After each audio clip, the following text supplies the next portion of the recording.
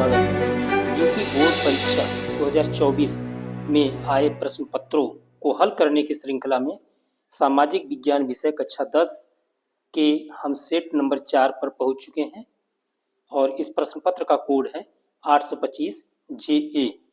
खंड अ बहुविकल्पी प्रश्न। निर्देश: नीचे दिए गए प्रश्नों के प्रत्येक प्रश्न के 4 विकल्प दिए गए हैं। सही विकल्प चुनकर उसे OMR उत्तर पत्रक पर चिन्हित करें। Question number 1, Otto von Bismarck का संबंध किस देश से था? Option A Germany, B Britain, C Italy, D France. तो आपको पता होगा कि ऑटो वन बिस्मार्क का संबंध ऑप्शन ए जर्मनी से था, क्योंकि जर्मनी के एकीकरण की प्रक्रिया में ऑटो वन बिस्मार्क का महत्वपूर्ण हाथ था। प्रश्न नंबर 2 है, फ्रांस की क्रांति कब हुई थी? Option A 1760, option B 1770, option C 1789, option D 1795। तो प्रश्न नंबर 2 का करेक्ट आंसर है ऑप्शन सी 1789। फ्रांस की क्रांति कब हुई थी? 1789। प्रश्न नंबर 3 है, 1944 में ब्रेटन वुड्स सम्मेलन कहाँ आयोजित किया गया था? Option A France, option B Britain, C America और डी भारत। तो प्रश्न नंबर 3 का करेक्ट आंसर है ऑप्शन सी अमेरिका, क्योंकि जुलाई 1944 में अमेरिका के न्यू हैम्पशर के ब्रेटन वुड्स में जुलाई 1944 में अमेरिका के न्यू हैम्पशर के ब्रेटन वुड्स में संयुक्त राष्ट्र मौद्रिक एवं वित्तीय सम्मेलन का आयोजन हुआ था और इस सम्मेलन में अंतर्राष्ट्रीय मुद्रा कोष की स्थापना की गई थी। अंतर्राष्ट्रीय मुद्रा कोष की स्थापना के साथ साथ अंतर्राष्ट्रीय पुनर्निर्माण एवं विकास बैंक की भी स्थापना की गई थी और अंतर्राष्ट्रीय पुनर्निर्माण एवं विकास बैंक को विश्व बैंक के नाम से जाना जाता है। तो इस प्रकार अंतर्राष्ट्रीय मुद्रा कोष यानी कि IMF और विश्व बैंक यानी कि अंतर्राष्ट्रीय पुनर्निर्माण एवं विकास बैंक दोनों को ब्रेटन वुड्स की जुड़वा संतान कहा जाता है। प्रश्न नंबर 4 है, अफ्रीका में रिंडरपेस्ट क्या था? ऑप्शन ए एक फूल, बी एक जानवर, सी एक बीमारी, डी एक स्थान। तो प्रश्न नंबर 4 का करेक्ट आंसर है ऑप्शन सी एक बीमारी। रिंडरपेस्ट अफ्रीका की एक बीमारी थी और ये पशु महामारी थी या मवेशी प्लेग कहा जा सकता है इसको, मवेशी प्लेग। और अफ्रीका में मवेशी प्लेग का आगमन यानी कि रिंडर पेस्ट का आगमन 1880 के दशक के आखिर में हुआ था और इस रिंडर पेस्ट नामक बीमारी ने अफ्रीका के लगभग 90% मवेशी मारे गए थे। प्रश्न नंबर 5, हिंद स्वराज पुस्तक के लेखक हैं? ऑप्शन ए बाल गंगाधर तिलक, बी अरुणा असफ अली, सी सरदार पटेल, डी महात्मा गांधी। और प्रश्न नंबर 5 का करेक्ट आंसर है ऑप्शन डी महात्मा गांधी। अपनी प्रसिद्ध पुस्तक हिंद स्वराज 1909 में महात्मा गांधी ने कहा था कि भारत में ब्रिटिश शासन भारतीयों के सहयोग से ही स्थापित हुआ था और यह शासन इसी सहयोग के कारण चल पा रहा है। अगर भारत के लोग अपना सहयोग वापस ले लें तो साल भर के भीतर ब्रिटिश शासन ढह जाएगा और स्वराज की स्थापना हो जाएगी। तो हिंद स्वराज पुस्तक की रचना महात्मा गांधी ने किया था। प्रश्न नंबर 6, भारत में अवशिष्ट शक्तियां किसको प्राप्त हैं? अवशिष्ट शक्तियों को अंग्रेजी में रेजिड्यूरी पावर्स कहते हैं, RESI रेजिड्यूरी पावर। भारत में अवशिष्ट शक्तियां किसको प्राप्त हैं? ऑप्शन ए राज्य, ऑप्शन बी संघ, ऑप्शन सी ए और बी दोनों और ऑप्शन डी इनमें से कोई नहीं। और प्रश्न नंबर 6 का करेक्ट आंसर है ऑप्शन बी संघ, यानी कि संघ सरकार को अवशिष्ट शक्तियां प्राप्त हैं। अब ये अवशिष्ट शक्तियां होती क्या हैं? अब आपको पता होगा कि संघ सूची, राज्य सूची और समवर्ती सूची। जैसे संघ सूची के प्रमुख विषय हैं प्रतिरक्षा, विदेशी मामले, बैंकिंग, संचार और मुद्रा। तो इस प्रकार संघ सूची में कुल 98 विषय हैं। राज्य सूची में प्रमुख विषय हैं पुलिस, व्यापार, वाणिज्य, कृषि, सिंचाई। और इस समय राज्य सूची में कुल विषय हैं 59। समवर्ती सूची में प्रमुख विषय हैं शिक्षा, वन, मजदूर संघ, विवाह, गोद लेना और उत्तराधिकार। और वर्तमान समय में समवर्ती सूची के विषयों की संख्या है 52। और जो विषय न तो संघ सूची में सम्मिलित है, न तो राज्य सूची में सम्मिलित है और न ही समवर्ती सूची में सम्मिलित है, तो ऐसे विषयों को अवशिष्ट शक्तियां कहा जाता है। आपको पता होगा कि संघ सूची पर कानून बनाने का अधिकार केंद्र सरकार को है, राज्य सूची पर कानून बनाने का अधिकार राज्य सरकार को है, समवर्ती सूची पर कानून बनाने का अधिकार केंद्र तथा राज्य दोनों की सरकारों को है। लेकिन जो विषय इन तीनों सूचियों में सम्मिलित नहीं है, अर्थात ऐसा कोई विषय जो न तो संघ सूची में सम्मिलित है, न तो राज्य सूची में सम्मिलित है, न तो समवर्ती सूची में सम्मिलित है, ऐसे विषय को अवशिष्ट शक्तियां कहा जाता है। और अवशिष्ट शक्तियों पर कानून बनाने का अधिकार संघ सरकार को है, फेडरल गवर्नमेंट को है, यानी कि केंद्र सरकार को है। प्रश्न नंबर 7, निम्नलिखित में से कौन लोकतंत्र से संबंधित है? लोकतंत्र, डेमोक्रेसी। ऑप्शन ए वैध शासन, ऑप्शन बी पारदर्शी शासन, ऑप्शन सी उत्तरदायी शासन और ऑप्शन डी इनमें से सभी। तो यहाँ पर आप देख सकते हैं कि लोकतंत्र की एक विशेषता है कि वैध शासन होती है और पारदर्शी भी शासन होती है लोकतंत्र में, और उत्तरदायी शासन तो आवश्यक तत्व है लोकतंत्र का। तो इस प्रकार लोकतंत्र का ये तीनों ऑप्शन एक विशेषता के रूप में है। तो इस प्रश्न नंबर 7 का करेक्ट आंसर होगा ऑप्शन डी, इनमें से सभी। प्रश्न नंबर 8 है, निम्नलिखित में से कौन सा विषय संघ सूची में है? अभी ऊपर हमने जिक्र किया कि संघ सूची के प्रमुख विषय कौन कौन से हैं, और आप तीनों सूचियों, संघ सूची, राज्य सूची और समवर्ती सूची में दिए गए विषयों को अच्छी तरह से याद कर लीजिए, क्योंकि इसमें से एक प्रश्न आपका बनता है। तो संघ सूची के प्रमुख विषय हैं, एक तो है प्रतिरक्षा, दूसरा विदेशी मामले, तीसरा बैंकिंग, चौथा संचार, पांचवा मुद्रा और भी विषय हैं। तो यहाँ पर स्पष्ट दिया है कि प्रतिरक्षा। तो प्रश्न नंबर 8 का ऑप्शन ए करेक्ट आंसर है।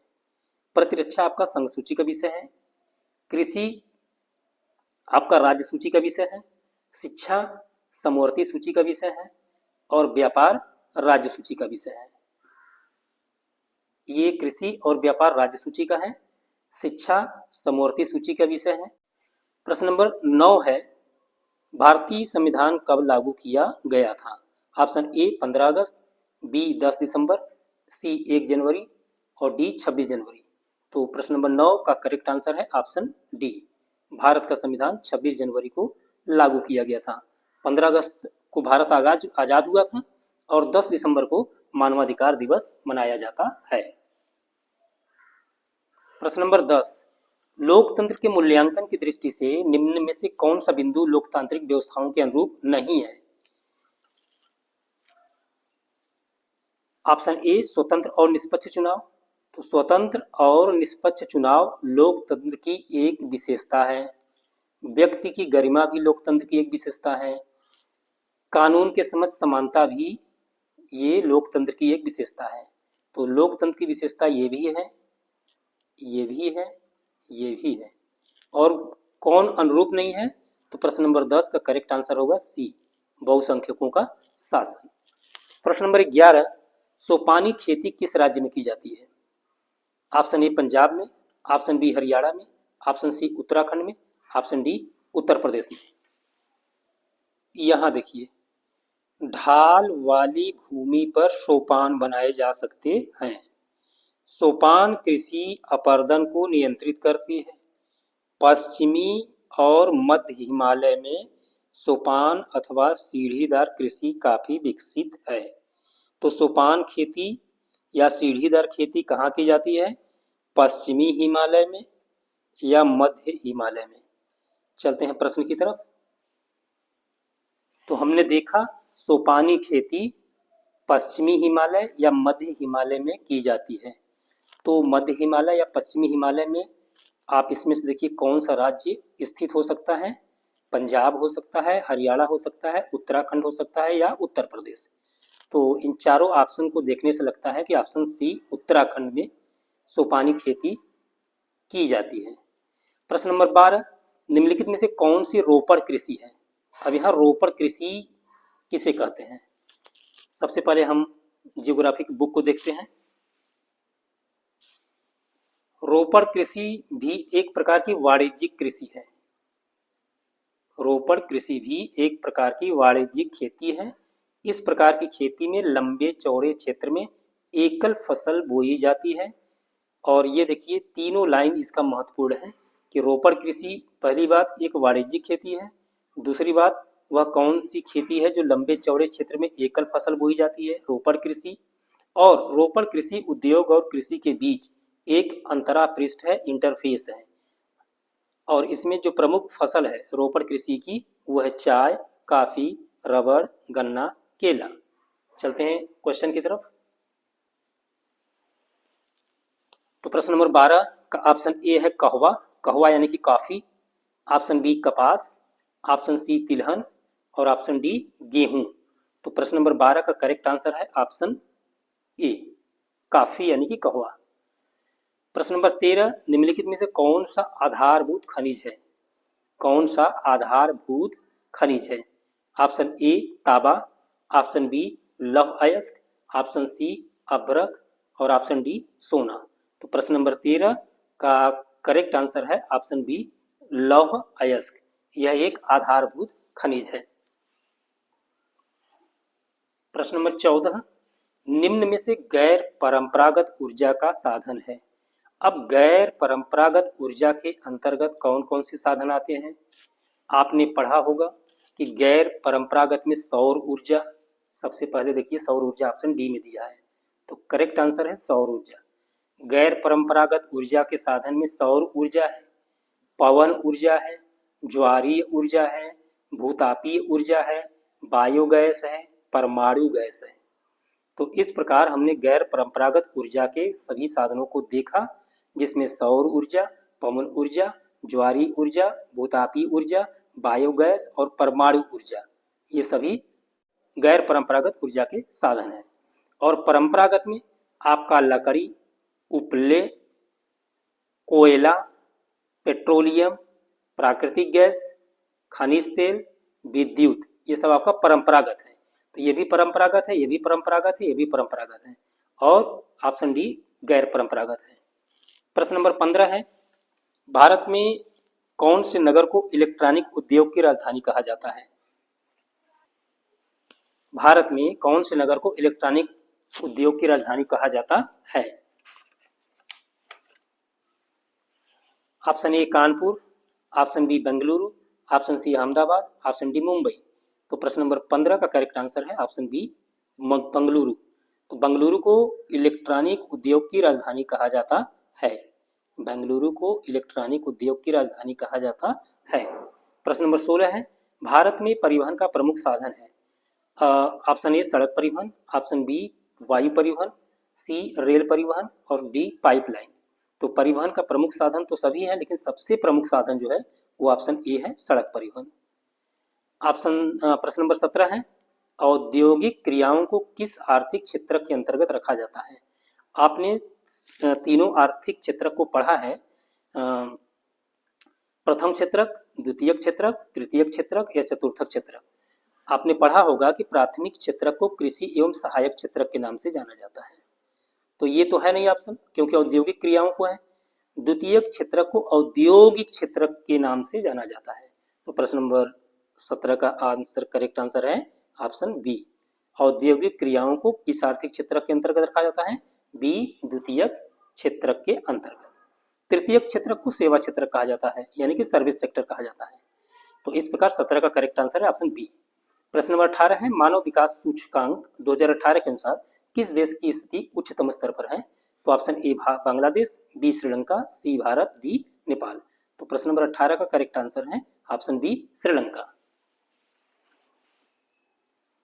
प्रश्न नंबर 19 है, राष्ट्रीय उपभोक्ता दिवस कब मनाया जाता है?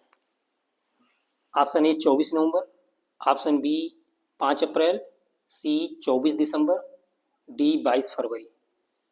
तो इस प्रश्न का प्रश्न नंबर 19 का करेक्ट आंसर है ऑप्शन सी 24 दिसंबर।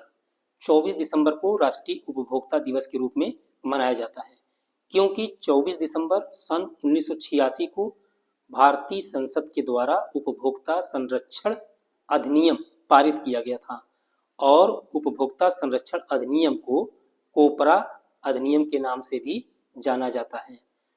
COPRA यानी कि कंज्यूमर प्रोटेक्शन एक्ट, और इसीलिए 24 दिसंबर को प्रतिवर्ष भारत में राष्ट्रीय उपभोक्ता दिवस के रूप में मनाया जाता है।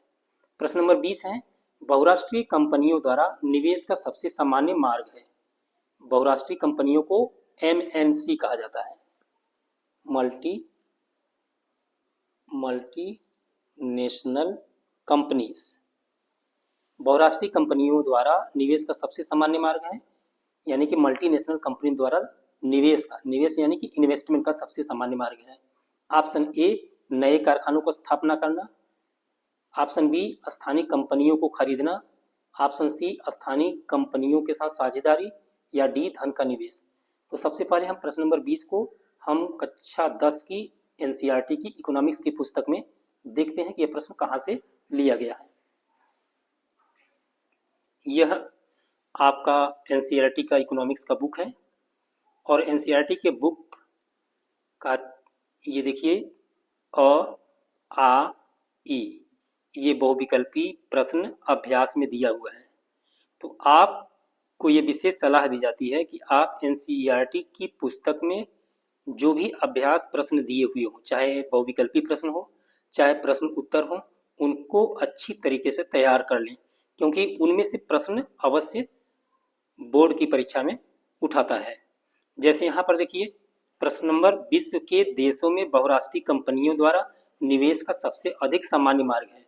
यही प्रश्न अभी हमने प्रश्न नंबर 20 में देखा कि बहुराष्ट्रीय कंपनियों द्वारा यानी मल्टीनेशनल कंपनी द्वारा निवेश का इन्वेस्टमेंट का सबसे अधिक सामान्य मार्ग है ए नए कारखानों की स्थापना करना, बी स्थानीय कंपनियों को खरीद लेना, डी स्थानीय कंपनियों से साझेदारी करना।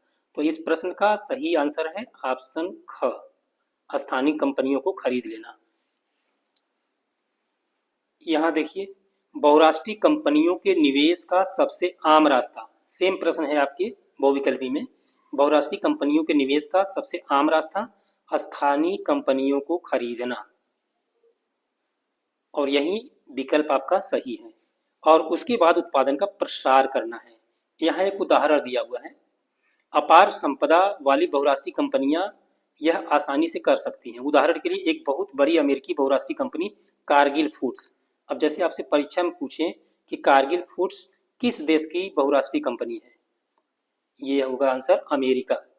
कारगिल फूड्स अमेरिका की एक बहुराष्ट्रीय कंपनी है, ने परख फूड्स को जैसे भारतीय कंपनी को खरीद लिया है। कारगिल फूड्स अमेरिका की एक बहुराष्ट्रीय कंपनी है और परख फूड्स ये भारत की एक छोटी सी कंपनी थी और इसको कारगिल फूड्स ने खरीद लिया है। परख फूड्स ने भारत के विभिन्न भागों में एक बड़ा विपणन तंत्र तैयार किया था, जहां उसके ब्रांड काफी प्रसिद्ध थे। परख फूड्स के 4 तेल शोधक केंद्र भी थे, जिस पर अब कारगिल का नियंत्रण हो गया है। अब कारगिल 50 लाख पैकेट प्रतिदिन निर्माण की क्षमता के साथ भारत में खाद्य तेलों की सबसे बड़ी उत्पादक कंपनी है। तो ये भी पूछ सकता है आपका कि कारगिल फूड्स का संबंध किस चीज से है। कारगिल फूड्स का संबंध है खाद्य तेलों से, क्योंकि खाद्य तेलों की सबसे बड़ी उत्पादक कंपनी है। चलते हैं प्रश्न की तरफ। तो प्रश्न नंबर 20, बहुराष्ट्रीय कंपनियों द्वारा निवेश का सबसे सामान्य मार्ग क्या है? ऑप्शन ए नए कारखानों की स्थापना, बी स्थानीय कंपनियों को खरीदना। तो इसका करेक्ट आंसर है बी, स्थानीय कंपनियों को खरीदना।